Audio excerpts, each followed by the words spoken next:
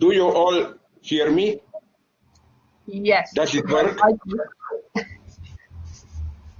Okay, I will simply begin.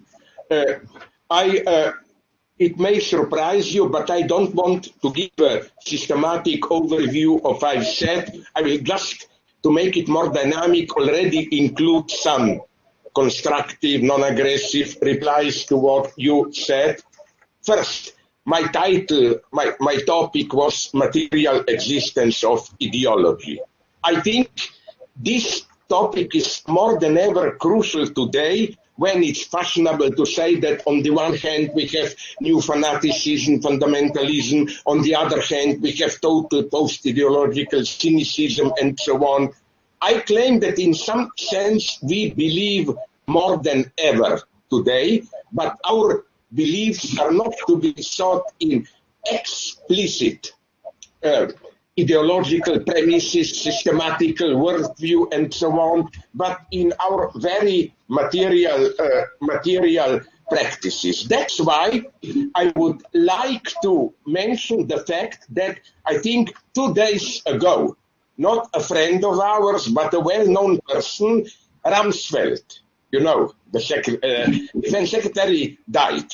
And I think in a just world, he shouldn't be remembered for all the catastrophes he caused. His catastrophic misjudgment of the situation in Iraq, the result was to make Iran strengthen, to make women's position much worse in Iraq and so on. But you know, his well-known distinction between known knowns and so on and so on. I think that when I then try to supplement his list of the three with the fourth category, the unknown knowns, things we know, but we are not even aware that we know them, because they are our ideological, racist, and so on, prejudices of which we are not even aware, but we practice them, that this opposition, unknown unknowns, things we don't even know that we don't know them, and unknown knowns are even more than for the Iraqi war actual today, the pandemic, the global warming.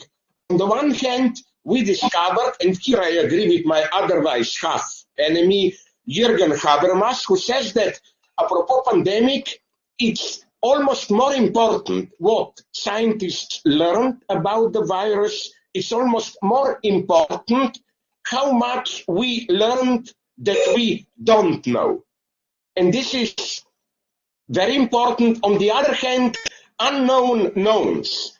I think that to understand, especially Western reaction to the virus, it's very important to bear in mind all the ideological prejudices and so on. You cannot understand our collective response in different countries, within countries to virus, without all this ideological, political, I don't like the word prejudice, because prejudice has this bad taste, as if you are stupid, one-sided, but prejudice is something embedded in our daily practice. And from here on, I would like to refer briefly to the work you, Etienne, are doing also together with, I think, our shared friend Rebecca Carson, something very interesting.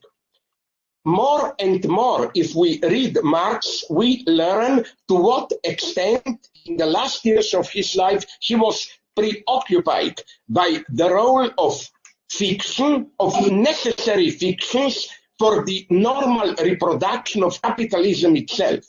You have in Marx always a reluctance. He never, as far as I know, he never calls commodity fetishism an ideology. Why? Because he still clings to this standard notion ideology is something like up in the air at distance from real life. But commodity fetishism is ideology as part of the very basic economic reproduction of capitalism. You take fictions outside actually functioning capitalism and capitalism itself, disintegrates. Here, just if I may briefly add, I don't want to lose time, another critical point, would you agree or not, I wonder, of Marx, why I'm returning to Hegel.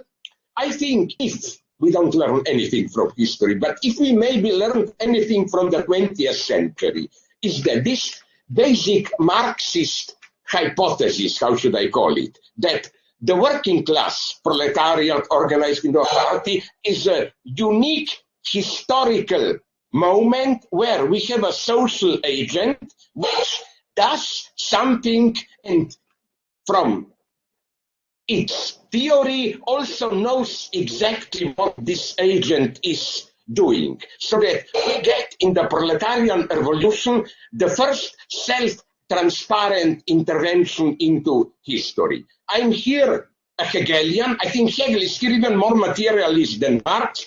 Hegel was always aware of the fact that when this pessimist Hegel, when we try to grasp our historical moment, you know, when Hegel says the owl of Minerva takes off in the evening, that is to say, and this holds also for Hegel, one has to repeat it always, that we can grasp a system, social system, only when it's already decaying in reality. So, as Robert Pippin, with whom I'm always in polemics, pointed out, what Hegel is presenting in his philosophy of right is not his ideal, how society should be. No, it's a form of life which Hegel knew it very well is already disappearing. So I think we should adopt, and again, the entire 20th century demonstrates this, a more, not so much pessimistic as open view of history. We do something, but almost by some kind of a priori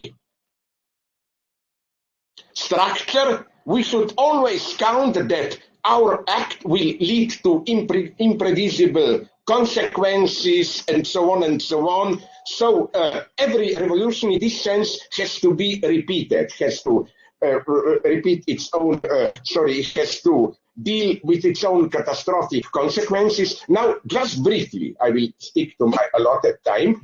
I want briefly to provoke maybe you at the end to explain why I still stick to two of my, as Jacobin called them, grave errors, in a beautiful Stalinist term, which are my mistakes in the last year. A, my, not celebration, I knew he's a disgusting nobody, but when I say maybe in the long term Donald Trump with his horrors can lead to something positive, and my idea that there are also progressive potentials in the pandemic. I stick to this more than ever. First, Trump.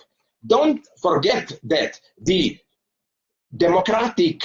socialist democratic left that is now raising not only in United States, in Europe, now the Greens are, sometimes it goes up and down, almost the strongest party in West Germany. The idea of eco-socialism is grown, and so on and so on. I think that all this nonetheless emerged as a reaction to Trump. I think that today we are entering a new era where we will have on the one side this Trumpian populism, and on the opposite side not the traditional liberalism, but more something like the combination, I hope so, of liberal values and a turn to the left. As for pandemic, yes, I know the entire story, catastrophe for women, class struggle, and so on. But nonetheless, I think pandemic, for the first time in decades, may make clear a general demand that we need some kind of a global healthcare coordination and so on and so on. And this will not disappear. There will be further catastrophes. Like I read now, because I have friends there, this terrifying news you read, I hope, 2 days ago in Vancouver, in Canada, the temperatures were 49.6 degrees Celsius. Now, I agree here with Biden, this is global warming. You cannot even understand this problem as a local problem of Northwest of that part of the world. Okay, I could go on here, but just to make it more dynamic, I will just briefly reply to Jody. First, economically, I agree with you, just clarifications.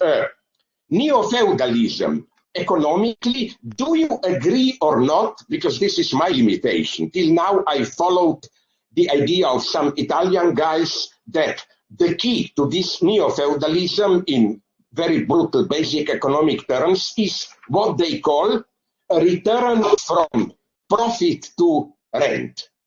That the model of capitalist exploitation is no longer profit, we are returning to rent. Now, I'm linking this to another point, which to me at least, it was presented by Etienne, you know her, Rebecca Carson, that paradoxically, against Marx's idea that the more we progress in capitalism, the more, this classical phrase, we are posited as free humans, but relations of domination are transposed onto relations between things, so that we are formally free, domination is reproduced as at the level of relations between things. But Rebecca Carson proposed this idea, and I think it rhymes, Jody, with your neo-feudalism stuff. She proposed the idea that no, with this new form of neo-feudal capitalism, no, the relations of domination are again becoming more and more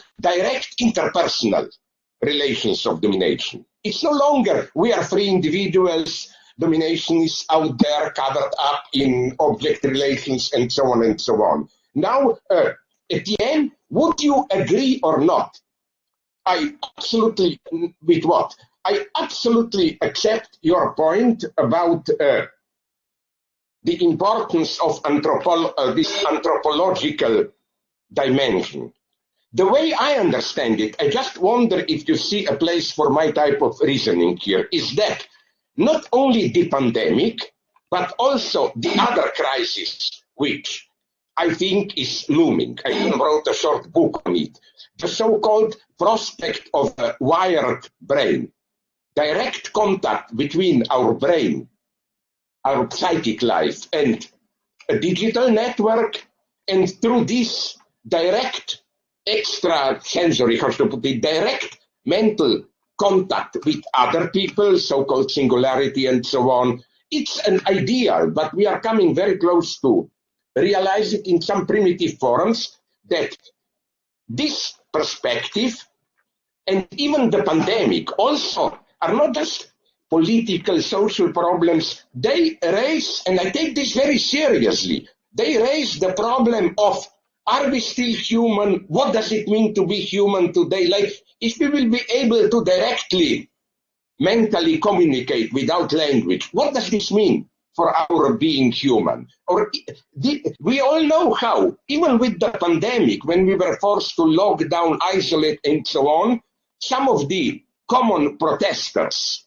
claimed that this, and this is basically a Gamben's point also, that if we follow all the rules of the lockdown and so on, we are in some sense no longer human. So it is at this level that I see the problem, not in an essentialist level, of course, essential anthropology, but that what goes on now, socially, ecologically, economically, somehow affects our very standard understanding of what does it mean to be human. And I have 1 minute if I speak to how long others speak.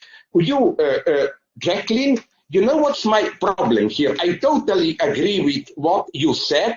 I'm just, maybe it's my philosophical distortion. You know, I have, as an old Hegelian, a sympathy for death drive, you know.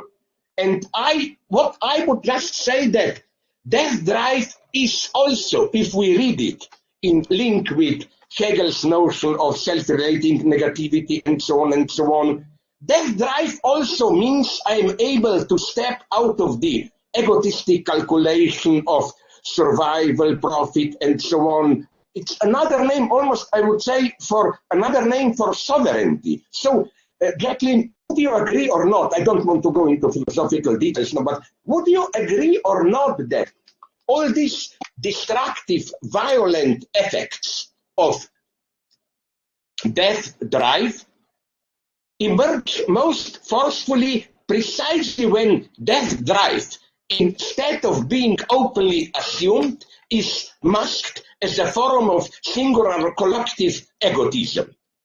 Death drive in the sense of you have an entity, a living entity, it has to be protected at any price, and so on and so on. So I'm not ready to dismiss the, how should I call it, the liberating aspect of death drive. I think death drive is an ambiguous notion. Death drive also means beyond pleasure principle, ethics is beyond death drive. Maybe I'm going too far here. I will, as promised, stick to the timeline, so thanks very much.